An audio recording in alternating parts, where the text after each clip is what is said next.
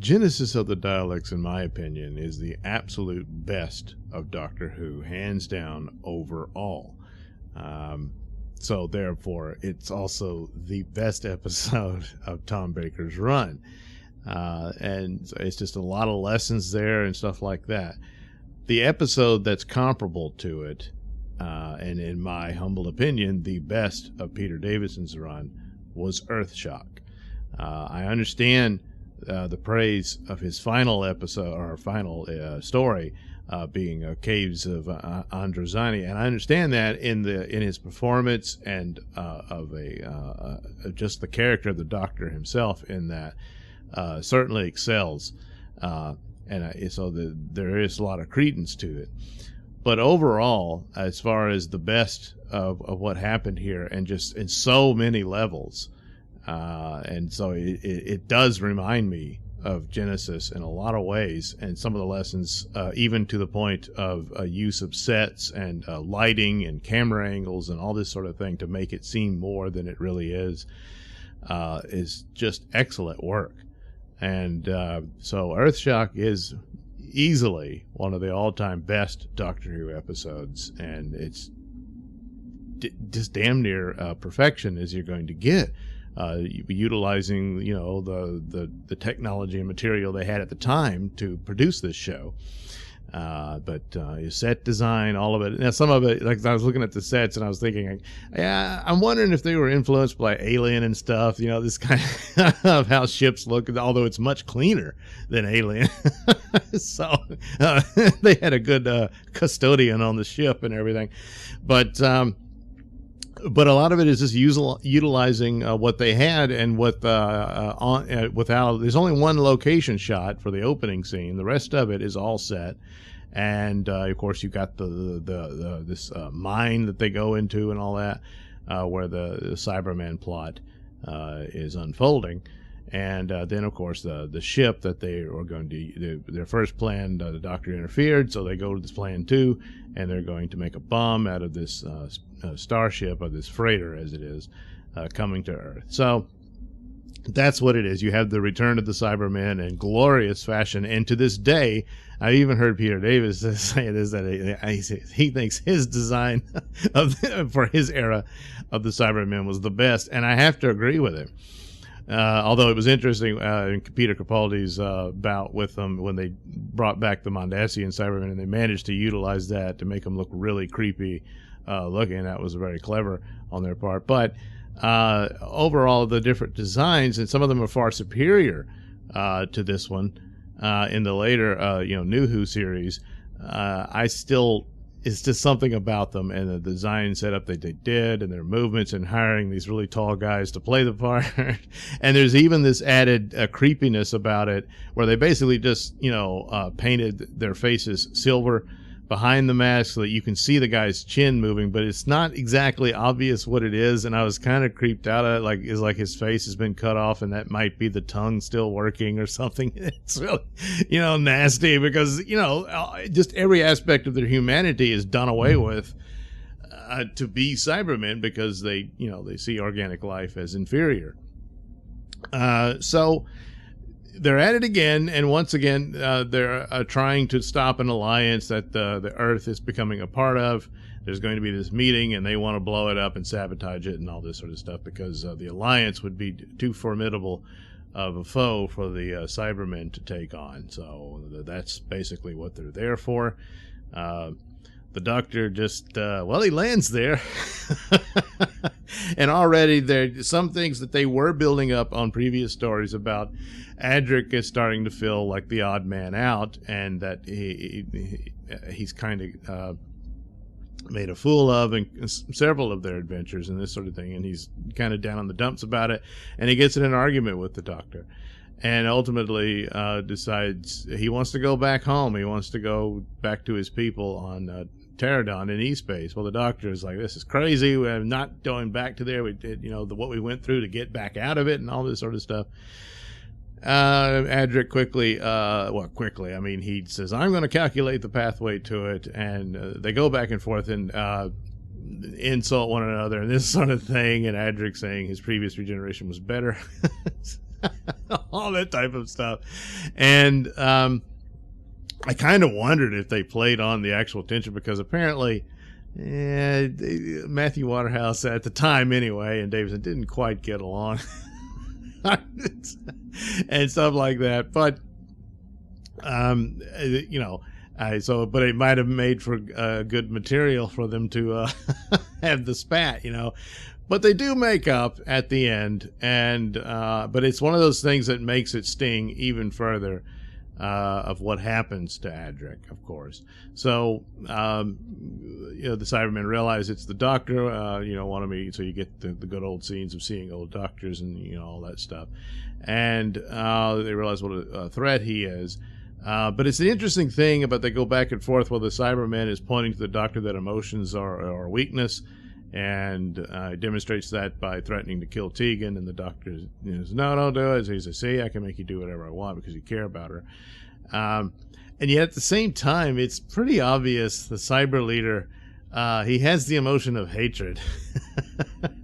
He denies it when they say it's sadistic and stuff, because he leaves by some troops to observe the humans that are going to die on the freighter just to see what the fear and anguish looks like. But he says, it's science. And but when he's losing and stuff, he can't stand it. And he's like, at one point, he's even enjoying the idea of defeating the Doctor and making him watch what happens and all that sort of stuff. So, yeah, I don't think he can claim that he's all his emotions are gone. No. He's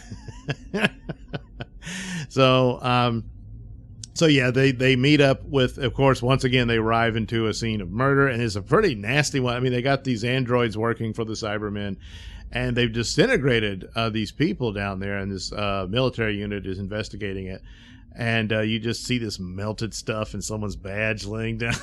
It's pretty grisly. And then, of course, there's a big fight. The technology is superior to the humans, but the Doctor teaches them, how to concentrate the fire, and that you can take one out at a time, and pretty much what they end up doing. Of course, the Doctor and Tegan and Nyssa, they stumble into this, and of course, immediately they're going to get accused of being the murderers. And he says, all right, what is it we're supposed to have done? And all that, but it turns out there's a bomb, and they got to defuse it, and it's all very close, and so they do. And so Plan B is to the freighter, and so you have the familiar scenes of Cybermen and hibernation tearing out of their business and marching. And of course here, one shot you can argue is by today's standard, you say it was cheesy, but they just tripled the frame of the Cybermen marching and make it look like there's 3 rows of them coming and all that. But it's very quick, and it works, and they keep doing the different angles and shots. Boy, there's a lot of them on that ship, and so it all works. And there's the darkness within the ship and the creepiness about it, which is kind of similar to the bunker situation in Genesis and all that. But it just works. It's like they've learned the lesson from that show. And it makes it look like, boy, it's taking forever for them to get to the bridge of the ship and all that stuff. And so it's very well done. The characters, even though you briefly meet them, they all have their personalities. There's this one woman who's very terrified and scared, and he ultimately sacrifices herself to save Nyssa from the Cybermen and stuff like that. You have the military leader who's kind of like a space-age brigadier. It's just too bad he's only a one-shot character, If this had become a regular thing, they would hook up with, but that's pretty much who he is, And then you had the crew of the freighter, and you had this guy who's just being bullied by the captain, who's just like, I don't know if they actually said it or not, but it seemed like he was her mom. She just was so disappointed in him. Well, guess who's the traitor? Yes, it was him. And through no fault of his own, the Cybermen suspect that he lied to them about how many people were on the ship. Well, of course, it's the crew that came with the Doctor who are giving a resistance and shooting Cybermen and all this stuff. So they kill the traitor. And good riddance. He was a little snot anyway. But ultimately, the Cyber leader wants to take use of the TARDIS and forces the Doctor to do so, and decides all he needs is Tegan as his hostage. Doesn't need Adric, so Adric is left behind. So, and we already determined that they're still allergic to gold for whatever reason, And of course, Adric's badge comes into play. And as they leave, you have to see that Adric palmed the little badge to the Doctor, and then works on a way to crack the code of the explosive that they have on the ship, and to get it to detonate over the Earth. Now, in interfering with it, they interfere with, I guess, the warp drive of the ship, and it ends up pushing it through time. So it's going backwards in time, and so the cyber leaders, what the hell's this? You know, it's tells the Doctor to follow them. They can't board it because it keeps fading in and out, and he can't. Probably the TARDIS could have, you know, got on there, but he wasn't going to help cyber leader do anything.